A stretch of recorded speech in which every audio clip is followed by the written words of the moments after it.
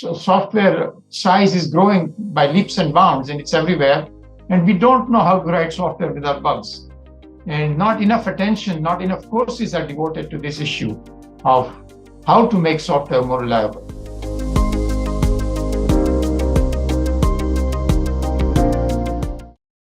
Yeah, so Kishore, from your perspective, what role do you think technology plays in general and computer science, actually in particular, in shaping society?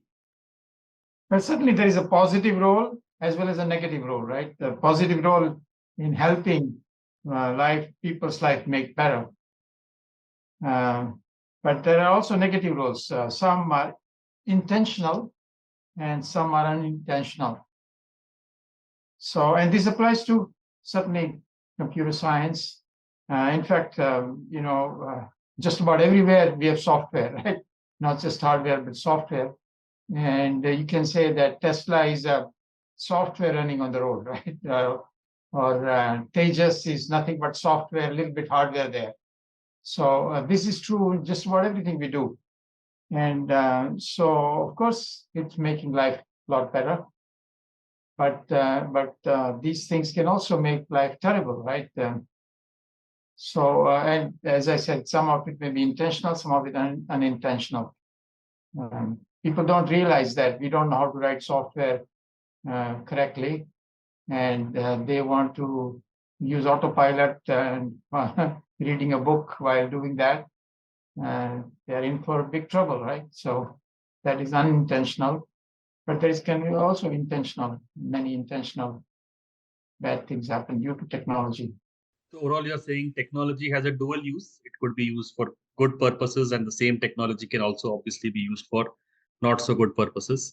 But typically, when we do our education in technology, we don't look at the implications on society. We don't understand that side of the disciplines of humanities and social sciences. So broadly, can you elaborate on what do you feel is missing in technology education today?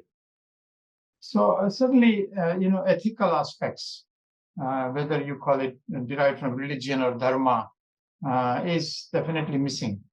And so what does religion provide?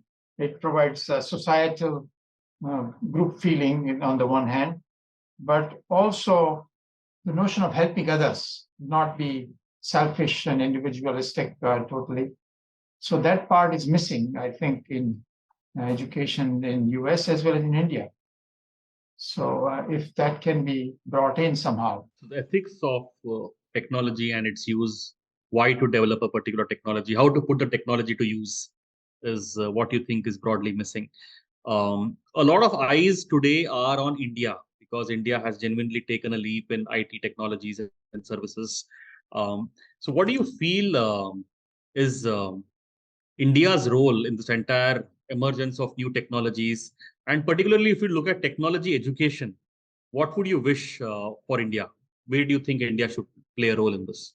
Well, teaching is relatively well done, at least in IITs, but research leaves a lot to be desired. And if we can somehow change, and people talk about not having enough funding or infrastructure, etc.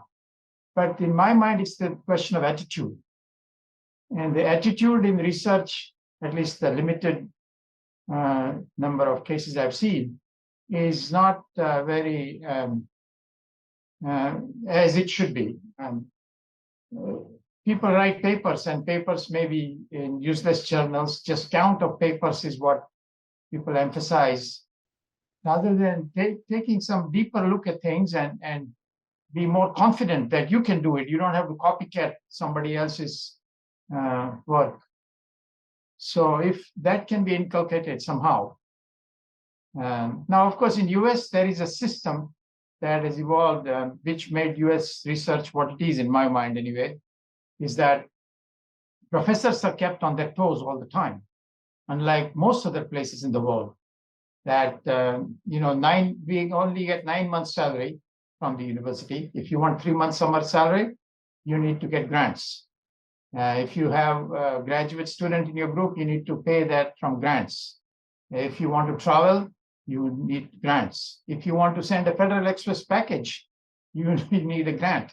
So nothing is provided. And so it doesn't matter what rank you are, how senior you are on tenterhooks. If you want anything to happen in your research group, you need to get grants. So that system has made, I think, what US research is what it is. And people don't want to pay attention to that aspect. In India, if there is a student is paid by the government independently.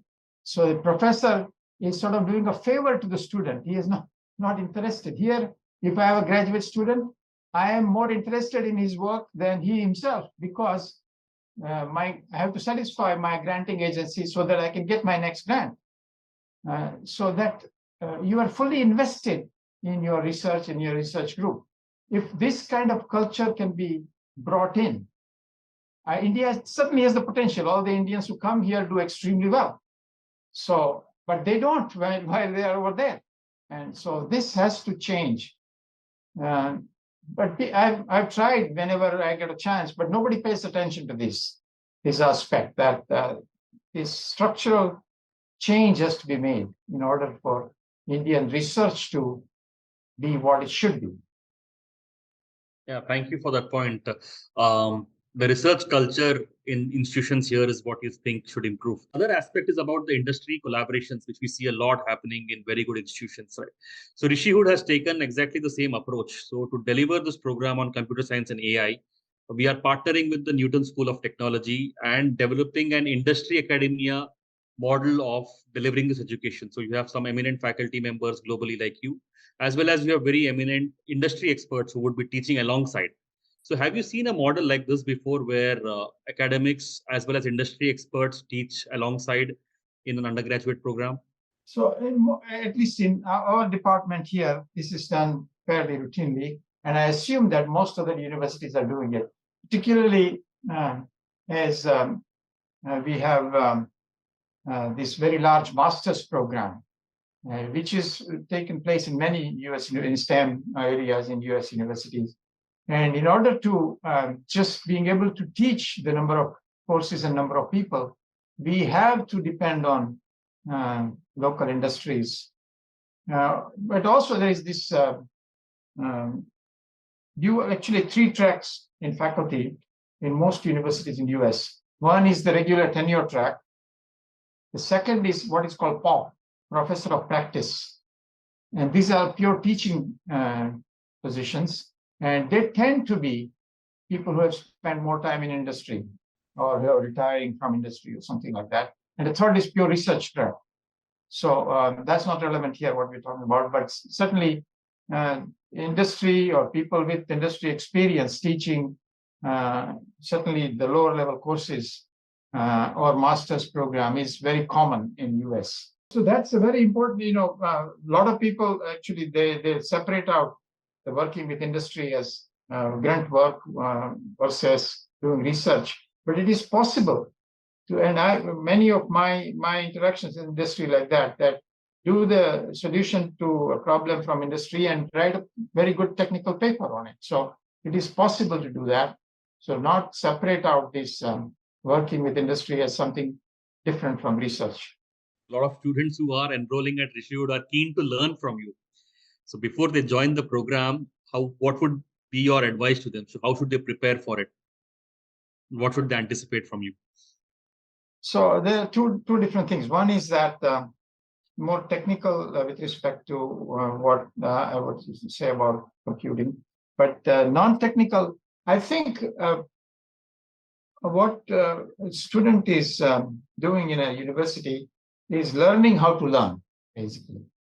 And the best way to emphasize that is from Vedanta, actually, so-called Vichar, which is the 3-step process, Shravan, Manan, and Nididhyasana. So that is very, very relevant. Listening or reading a book is Shravanam. But really understanding is Mananam. And understanding can be at several levels. Very superficial understanding within the context that is being provided to you, or understanding in the larger context, all that which you know, what is the new stuff you learned? How does it fit in? That may be called Nididhyasan in some sense. So I think Vedanta, going back to Vedanta, is always very, very useful. So that I think is what generally I would like to tell the students. But specifically, what with respect to whether writing programs in particular or general computing, what is missing in the current education is the fact that things don't work always. So reliability, whether hardware level or software level. And so I want to emphasize that these software size is growing by leaps and bounds, and it's everywhere. And we don't know how to write software without bugs. And not enough attention, not enough courses are devoted to this issue of how to make software more reliable. And I've been involving this unique course at Duke, and I've also taught short courses at several places. And I would like to see that grow and let people get that idea that think about what all can go wrong. Think about and write a program, design a system. What can go wrong, and how can I deal with it? So that's a very healthy attitude to have. And in that process, you need to quantify the reliability or availability or whatever.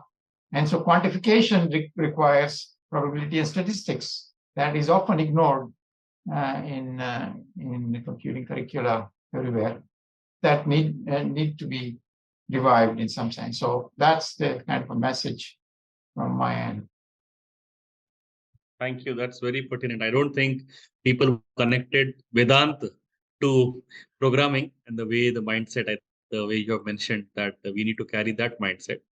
So thank you for that, as well as other aspects that you have mentioned about why probability and statistics. Sometimes it's thought that why is this so important, but you're saying the reliability of a software program, having the mathematical understanding behind it, will not be able to appreciate it as much. Thank you for that.